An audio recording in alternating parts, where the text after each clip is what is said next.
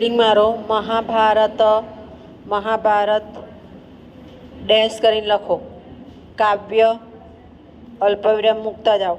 ઇતિહાસ ઇતિહાસ, ધર્મશાસ્ત્ર, પુરાણ કે નીતિશાસ્ત્ર. પ્રશ્નાર્થ મારો અને ડેશ કરીને લખો ચર્ચો. આમાં બધા જ અંગો જોવા મળે છે. એટલે હવે મહાભારત છે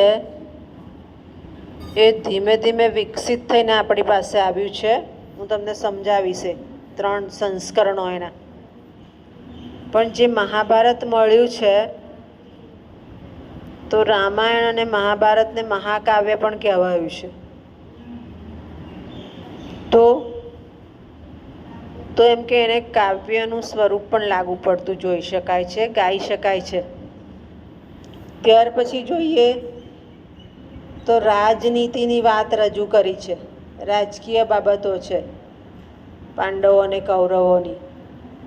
એટલે ઇતિહાસની વાત પણ આવે છે. તો ઇતિહાસ પણ જોઈ શકાય છે. પણ વળી પાછું ઇતિહાસને કહીને અટકી જઈએ એવું નહીં.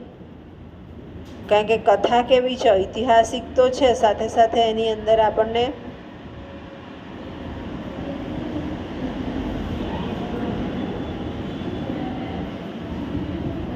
ધર્મ, રાજકીય બાબત આવે એટલે ધર્મ, અર્થ, કામ, મોક્ષ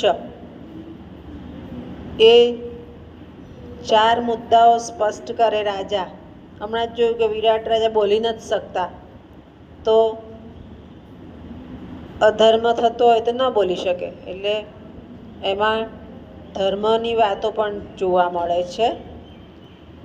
ત્યાર પછી આની અંદર સૂર્યવંશની વાત કરી છે, ચંદ્રવંશની વાત કરી છે. એટલે જુદા જુદા વંશ પણ આવે છે, પાંડવોનો, કૌરવોનો, જે જોઈએ. તો વંશની જે વાત છે પુરાણ શાસ્ત્રમાં છે, તો પુરાણની વાત પણ છે. વળી નીતિ વિષયક બાબતો કેવી, તો હમણાં જ આપણે જોયું કીચક વધ. કેમ કે સમાજમાં આવા કીચકો ઘણા છે, વધ કરી શકાય. એટલે એવી ઘણી બધી આખ્યાનો આવે છે કે જેની અંદર નીતિ રજૂ થાય છે. એટલે મહાભારતમાં જોઈએ તો કાવ્યના મુદ્દા છે, ઇતિહાસના છે, ધર્મના છે, પુરાણના છે અને નીતિશાસ્ત્રના. એટલે એવું ના કહી શકાય કે એમાં આટલું જ છે. એમાં ઘણું બધું જોવા આપણને મળે છે. એનું એક કારણ એ છે કે 3 સંસ્કરણો છે. હું સમજાવીશ 3 સંસ્કરણો. કે ધીમે ધીમે વિકસિત થઈને આપણી પાસે આવ્યું છે. એટલે ધીમે ધીમે વિકસિત થતું જાય તો એ સમયનો સમાજ અને એ સમયના કર્તા એનું પણ થોડું ઉમેરાય. એ દ્રષ્ટિએ એમાં આ બધા લક્ષણો જોવા મળે છે. ટૂંક નોંધ તરીકે પૂછાય આ સવાલ. હો ને? ખ્યાલ આવી ગયો?